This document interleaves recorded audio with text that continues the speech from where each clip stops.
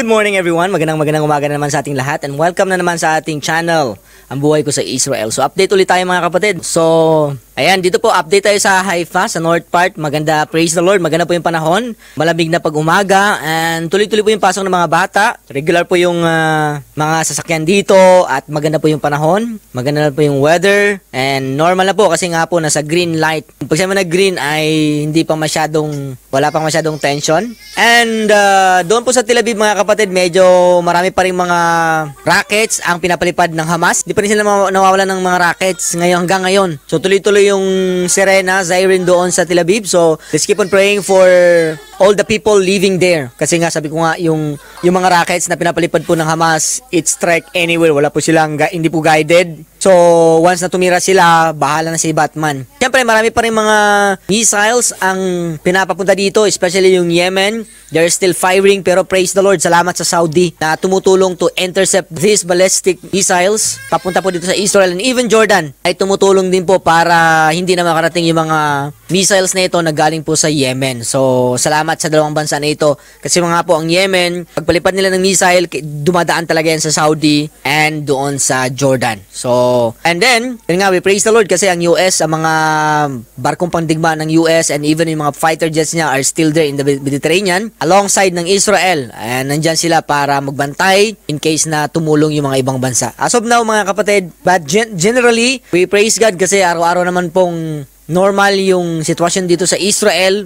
And nagpapatuloy po, may mga trabaho, may mga tindahan na hindi po nakabukas kasi nga there are some employee for sure, may mga nagtatrabaho doon na ngayon ay nasa reserve, mga sundalo naka-assign doon sa border po ng Israel. So anyway mga kapatid, meron po akong nakitang message. Ito po ay isa po siyang Arab. Meron po siyang Instagram, nasa 70,000 followers na siya. And meron po siyang sinabi dito, no, this is not ours. So nabasa ko lang sa Instagram, and syempre ano rin ito ni Amir Chafarti, isa po sa mga sinusundan ko na mga news, magagandang news, balita mga kapatid na timely. Gusto mong matutukan talaga yung mga nangyayari dito sa Israel? Follow Amir Chafarti sa Facebook and YouTube para magkaroon kayo ng idea ano po yung situation dito sa Israel. So tingnan natin mga kapatid, ito yung pinost niya sa Instagram, si Amjad Taha. So, hindi ko lang kung saan to, baka sa Saudi or I don't know kung saan siya ngayon. Pero yung message niya na ito, it reached almost 3.7 millions. Grabe, no? So, sabi dyan, breaking news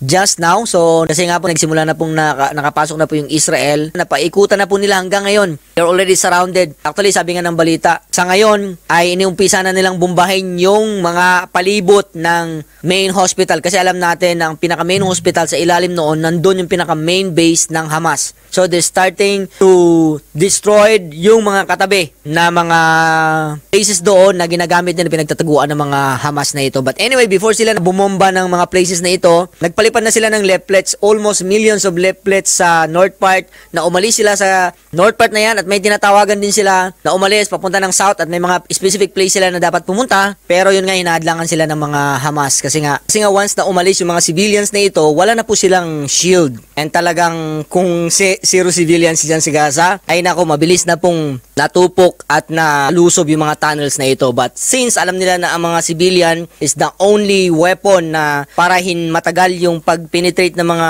Israeli, mga sundalo, so ayaw nilang palabasin ng north part yung mga civilians. So kaya tingnan natin dito, sabi ni Amjad Taha, just now, Hamas snipers have reportedly killed dozens of children and women on the streets, targeting those attempting to travel from north to south. Kasi nga inutusan na sila. May mga pinapadala na leaflets na nagsasabi na ito yung place na ito dito kayo pumunta kayo ng south. Pero since na alam nito ng mga Hamas, ayaw nila. Kaya sabi dyan, may sniper na binabaril yung mga bata at kababae sa street na kung paalis ka, papunta ka ng south. So sabi dyan, targeting those attempting to travel from north to south. Gaza and those displaying white flags as sign of peace, they do not want civilian to leave. Ayan, they do not want civilian to leave. Bakit? Kasi nga, pag mawala yung mga civilian, wala na silang panangga. Kaya nga, they make the main hospital there. Kasi nga, nasa 4,000 yung mga employee doon. And dapat mag-istila yung mga civilian doon. Kasi nga, they are their shield. Kaya they do not want civilian to leave. They want to use them as human shield and kill anyone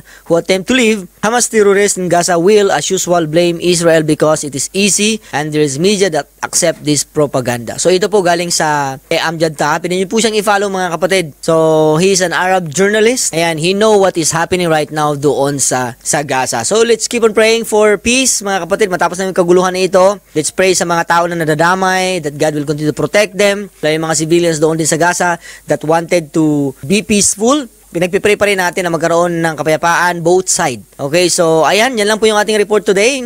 And syempre, kung kayo ay bago sa aking channel, don't forget to like and subscribe. Syempre, huwag nyo rin po kalimutang i-share mga kapatid yung ating mga videos. So maraming salamat. See you again. Bye-bye.